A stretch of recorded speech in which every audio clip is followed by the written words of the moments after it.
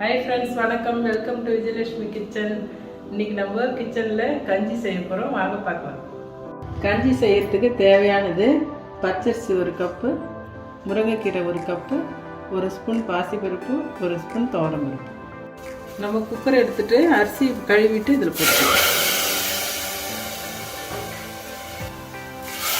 இது 3 கப் தண்ணி ஊத்திக்கலாம். 1 கப்புக்கு 3 கப்.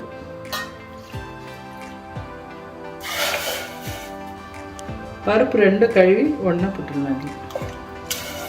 அப்புறம் முருங்கைக்கீரையை அலசிட்டு போட்டுக்கலாம். உப்பு 1 ஸ்பூன் போட்டுக்கலாம்.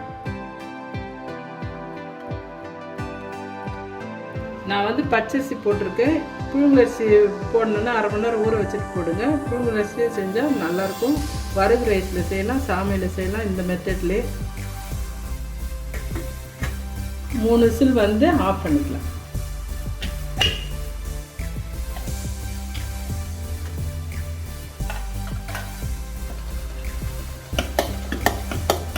இந்த மாதிரி கரண்டில் நல்லா மசிச்சுட்டு தண்ணி ஊற்றிக்கலாம்.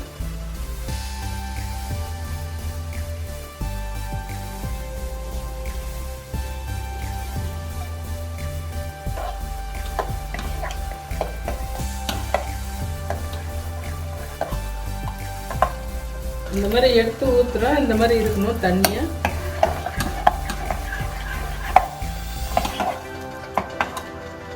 இப்போ முருங்கைக்கீரை போட்டு செஞ்சோம் இல்லைங்களா, அதே மாதிரி நம்ம பாலக்கீரையில் செய்யலாம், சிறுக்கீரையில் போட்டு செய்யலாம், ரெட் ரைஸ்லையும் செய்யலாம். ரொம்ப நல்லது உடம்புக்கு இது.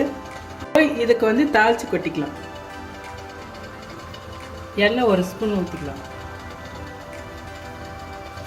கடுகு 1/2 ஸ்பூன், 1/2 ஸ்பூன் உளுத்தம்பருப்பு, ஜீரகம் 1/2 ஸ்பூன். இது 2 பல்லு பூண்டு போட்டுக்கலாம். நசுக்கி போட்டுக்கலாம். காஞ்ச மிளகாய் 2, பெருங்காயம் சிட்டிகை, கருவேப்பிலை போட்டுக்கலாம்.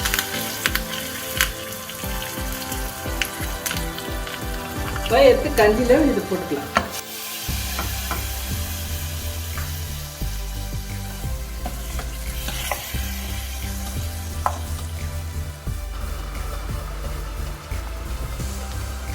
கொத்தமல்லி கொஞ்சம் போட்டுக்கலாம்.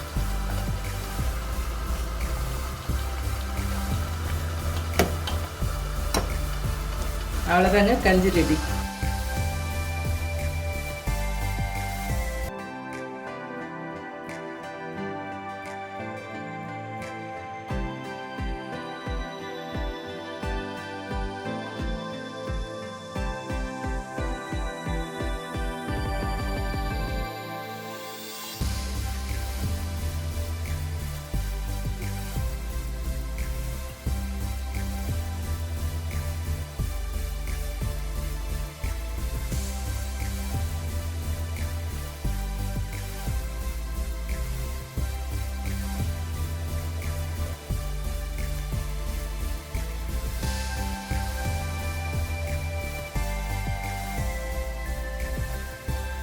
சூப்பராக கஞ்சி ரெடி ஆகிடுச்சு. நீங்கள் இட்லி தோசைக்கு பதில் இந்த மாதிரி செஞ்சு கொடுத்தீங்கன்னா ரொம்ப நல்லாயிருக்கும்.